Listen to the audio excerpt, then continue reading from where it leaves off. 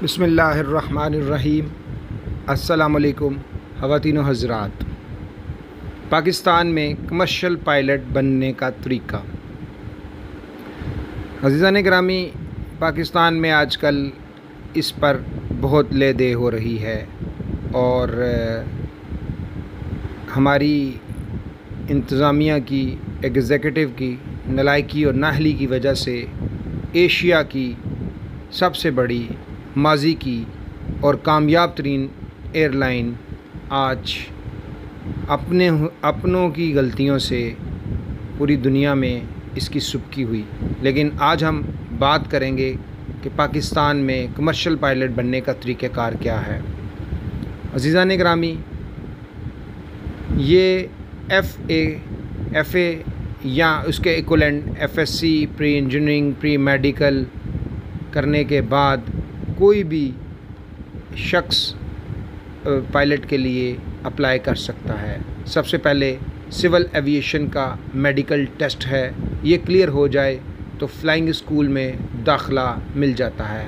इस वक्त मुल्क में 10 से ज़ायद फ़्लाइंग स्कूल्स हैं। 3 माह ज़मीन पर तरबियत दी जाती है, उसके बाद 3 घंटे की फ़्लाइंग के बाद पहला लाइसेंस मिल जाता है। इसके अलावा आप इस बात को समझ लें कि थोड़ा सा तरीक़ेकार को मज़ीद बेहतर किया गया है। उसमें ये ऐसा है कि सबसे पहले 4 साल की BS एविएशन की डिग्री है, जिसमें टोटल 8 सेमेस्टर हैं, जिनमें आपने एकेडमिक का जो पोर्शन है वो कवर करना होता है।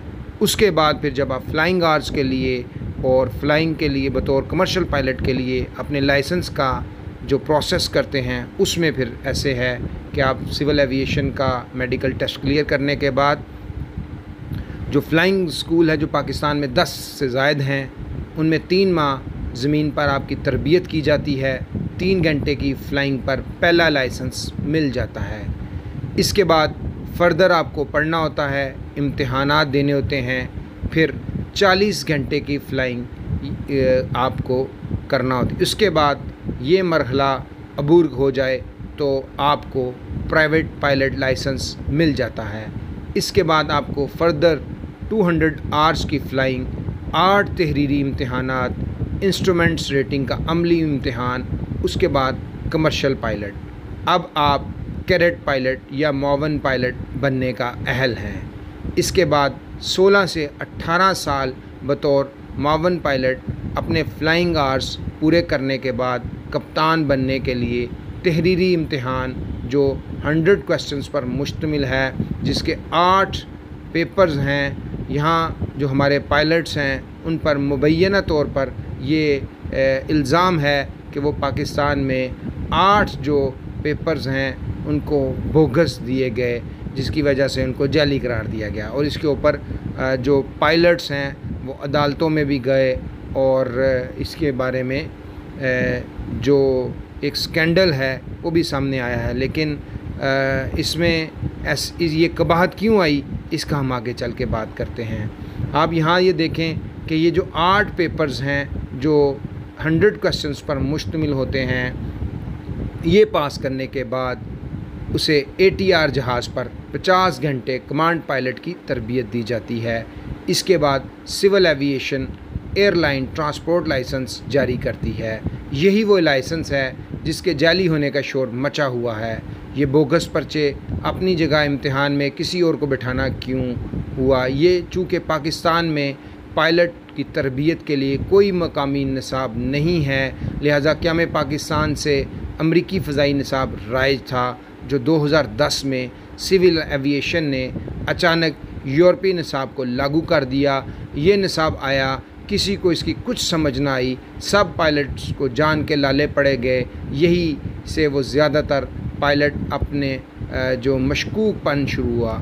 अज़ीज़ान गिरामी, बुनियादी तौर पे पायलट के लाइसेंस को हर 6 माह बाद उसकी तजदीद कराने के लिए तहरीरी इम्तिहानात देना होते हैं और ये एक ऐसा प्रोसेस है जिसको अबूर करने के लिए पायलट्स को अपने आप को अपडेट करना होता है और मेहनत करनी होती है। लेकिन चूँकि जो 2010 में पाकिस्तान में ये यूरोपियन निसाब लागू कर दिया गया, जो हमारे पायलट्स की समझ में नहीं आया, या जो एक हमारा रवायती तर्ज़ ज़िंदगी है कि हम अपने आप को अपडेट नहीं करते, वैल्यू एडिट नहीं करते। अज़ीज़ान किरामी, बैरून और तरक्की याफ्ता ममालिक में अपने जो ज़रूरियात हैं उनको दौर जदीद के और असर हाज़िर के तकाज़ों से हम आहंग रखने के लिए भरपूर मेहनत की जाती है। इदारे बनाए जाते हैं जो फ़ीडबैक और तमाम कारकर्दगी पर नज़र रखते हैं और अपने निसाब को दौर जदीद के तकाज़ों के हम आहंग करते हैं। यही वजह है कि वो अपने काम में बेहतर से बेहतरीन की तरफ गामज़न हैं और प्रोफेशनलिज़म को तस्लीम करते हैं।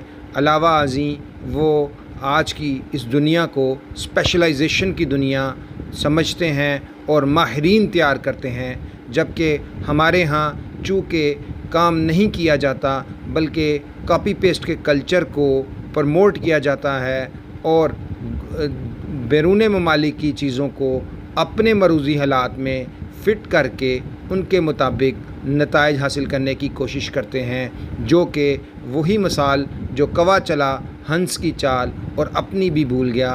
पाकिस्तान में यही वो बुनियादी वजह है कि हमारे यहाँ इदारे नहीं बनाए जाते और इदारे अपना बुनियादी काम नहीं करते, बल्कि वो अपने जो फ़राइज़ मनसबी हैं उनसे ओहदाबार होने की बजाय वो अपना काम दीगर ज़राए से, दीगर मालूमात के जो सोर्सेज़ हैं, जैसे तरक्की याफ्ता ममालिक के जो टूल्स हैं जो सिर्फ़ उन्होंने अपने लिए अपने मरूज़ी हालात में और अपने लोगों को एम्पावर करने के लिए बनाए हैं, जो ग्रास रूट लेवल से टॉप लेवल तक वो राइज करते हैं, हम उनको एज़ इट इज़ मिनोअन उठा लेते हैं और अपने लोगों पर उनको अप्लाई कर देते हैं। लेकिन चूँकि हमारी ग्रास रूट लेवल से वो तरबियत नहीं होती, इसलिए बजाय फ़ायदा होने के नुकसान होते हैं और सब इस इस चीज़ को समझने से जब कासिर होते हैं तो वैसे शॉर्टकट्स ढूंढते हैं और ऐसी जल्दसाजियाँ ढूंढते हैं जिसके नुकसानात जो हैं पूरी कौम को और मुल्क को उठाने पड़ते हैं, और यही कुछ PIA के साथ हुआ। Thank you very much. अस्सलाम वालेकुम।